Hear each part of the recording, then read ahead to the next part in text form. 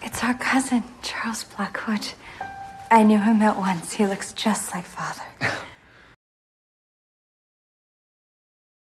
Kamu akan diperkenalkan dengan keluarga unik, aneh, yang mungkin kamu tidak pernah temui sebelumnya. Film ini berjudul We Have Always Lived in the Castle. Film thriller misteri psikologi tahun 2018.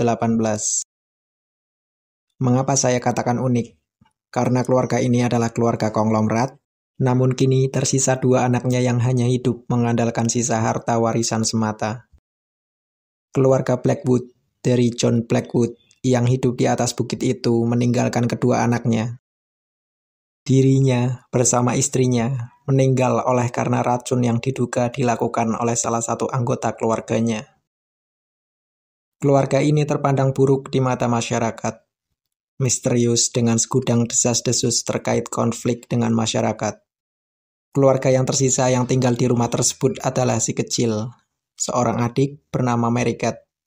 Lalu ada kakaknya, Constance, dan pamannya bernama Julian. Masih terdapat juga keluarga Blackwood yang lain, namun mereka seperti bukan keluarga utama dari garis keturunan Blackwood. Dan mereka juga tidak tinggal di tempat yang sama. Dan mengapa saya katakan aneh dengan keluarga ini? Karena masing-masing anggota keluarganya hidup dalam kenyamanan yang terisolasi, menyibukkan diri dengan kebiasaan yang tak mengubah apapun. Paman Julian, yang menjadi pengganti tokoh orang tua di rumah tersebut, ia tak lagi hidup normal seperti saat saudaranya John Blackwood masih hidup. Ia mengalami kecacatan dan pikirannya cenderung rentan terhadap trauma. Si kecil Mary Cat hidup dengan keterbatasan hubungan sosial, serta ia mempercayai seputar sihir dan hal-hal terkait takdir keberuntungan dan kesialan. Kakaknya, Constance, ia sedikit yang terlihat lebih hidup tanpa batasan di sini. Dan ia adalah orang yang terbuka serta sangat tulus. Pada awalnya, Constance memang terlihat seperti seseorang yang hanya ingin menguasai rumah, karena ia hanya menyuruh-nyuruh Mary Cat untuk berbelanja saja. Namun nyatanya, ia adalah orang yang peduli dan mengurus rumah dengan sangat ikhlas dan bahagia. Memasak dan memperhatikan kebutuhan serta keinginan anggota keluarganya yang tersisa. Namun lagi, masing-masing terisolasi dengan kehidupan dan kebiasaannya, sehingga membuat hidup mereka tak merubah atau menambah apapun, bahkan bagi Constance sendiri. Dunia luar yang mempersekusi keluarga Blackwood menjadi bagian pahit di cerita film ini. Setidaknya itu sampai sebelum seorang sepupu datang ke rumah. Charles Blackwood datang dengan harapan bisa ikut membantu hidup anak-anak John Blackwood. Namun kedatangannya diterima dengan reaksi yang berbeda oleh anak-anak John Blackwood. Constance, seperti biasa, selalu ceria, tulus, dan menerima dengan hangat semua kedatangan keluarga Blackwood. Namun bagi Mary Cat, di sini ia merasa sesuatu ada yang mengganjal di saat kedatangan sepupunya itu. Charles mengguncang circle kehidupan Blackwood yang tinggal di rumah itu. Charles mengetahui bahwa Mary Cat sangat awkward dalam bersosial, namun ia menyadari Mary Cat memang sengaja bersikap dingin padanya. Awalnya ia bisa memaklumi hal itu. Selama tinggal di rumah tersebut, Charles sangat dimanja oleh Constance. Makanan yang dimasak Constance menyenangkannya. Charles adalah pribadi yang terbuka. Ia adalah orang luar yang sepertinya sedikit berbeda dari keluarga Blackwood yang lain. Dengan kenyamanan yang dirasakan di rumah tersebut, Charles juga butuh memberikan timbal balik kebaikan seperti membetulkan tangga dan memberi arahan. Namun seiring berjalannya waktu, motifnya itu semakin kontras. Mary Cat memiliki firasat buruknya sendiri. Ia bahkan tanpa ragu menemui Charles dan mengatakannya secara langsung agar Charles tidak tinggal terlalu lama dan cukup untuk bisa pergi segera. Hal itu memang tidak sopan dan itu juga mengejutkan Charles sendiri. Namun, seiring waktu berlalu, Kebaikannya dengan kebiasaan sikap nyantai dan berlagak menjadi tuan rumah, menandakan ia memiliki motif lain terhadap keluarga John Blackwood yang tersisa itu. Bahkan ketulusan dan perhatiannya terhadap Constance terlihat meragukan. Terhadap Paman Julian sendiri, Charles memiliki permasalahan ketika Charles mengetahui Paman Julian rentan pikun dan mulai mencurigai masa lalu keluarga tersebut terkait meninggalnya John Blackwood. Semakin lama semakin Charles tahu bahwa keluarga yang dikunjunginya itu memiliki keanehan tersendiri. Dan ia juga mengetahui bahwa Mary Cat ternyata suka mengubur koin dan barang-barang penting berharga. Di momen ini, motif Charles di rumah tersebut masih belum terlihat juga. Ketika Constance mengabaikan kepedulian Charles terhadap kebiasaan Mary Cat yang suka mengubur barang-barang berharga, bagi Mary Cat sendiri itu mulai membuatnya muak.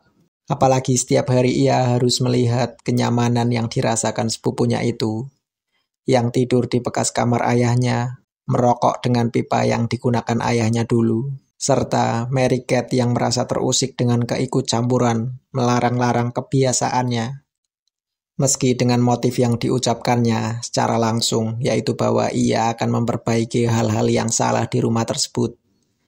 Namun dengan tindakannya yang menantang Mary Cat dengan tatapan tajam, hal itu menunjukkan bahwa dirinya seperti tidak berbeda dari keluarga Blackwood yang lain, yaitu memiliki sisi kebutaan. You should go rest until I'm not going anywhere until something is done about this girl. Why should anything be done? I said I would clean your room. Semua hal terungkap ketika api yang besar membakar rumah di atas bukit itu. Disebabkan oleh keresahan Mary Cat yang menggunung meluapkan kecelakaan. Puntung rokok yang masih menyala membakar kamar bekas ayahnya, kemudian membesar membakar hampir seluruh rumah. Warga sekitar ketika melihat rumah nan megah dan terkucil itu, bahkan tidak sedikit pun merasa prihatin. Mereka menantikan kejadian ini terjadi. Pemadam kebakaran yang berhasil memadamkan api, nyatanya sama saja seperti warga yang lain. Rumah itu pun dijarah dan dirusak. Paman Julian terjebak di kamar ketika api berkobar, dan ia pun meninggal.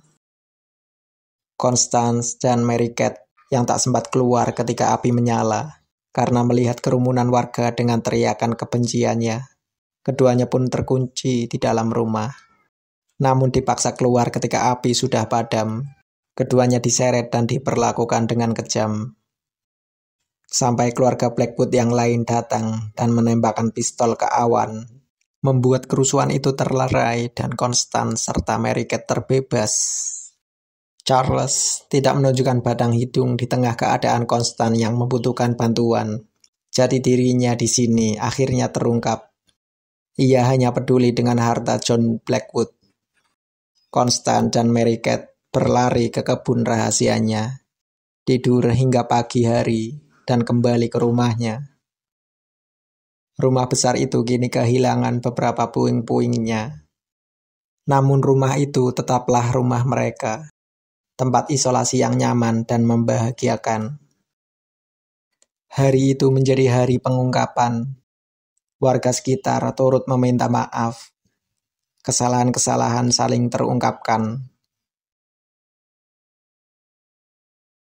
Di titik itu, Mary Cat mengakui bahwa dirinya lah yang telah membunuh orang tuanya. Menyelamatkan Constance dari sikap buruk orang tuanya. Constance, si perempuan baik itu, lagi-lagi tak menghakimi apapun. Sedangkan untuk Charles, ia sendiri kemudian kembali, namun dengan cara yang memaksa.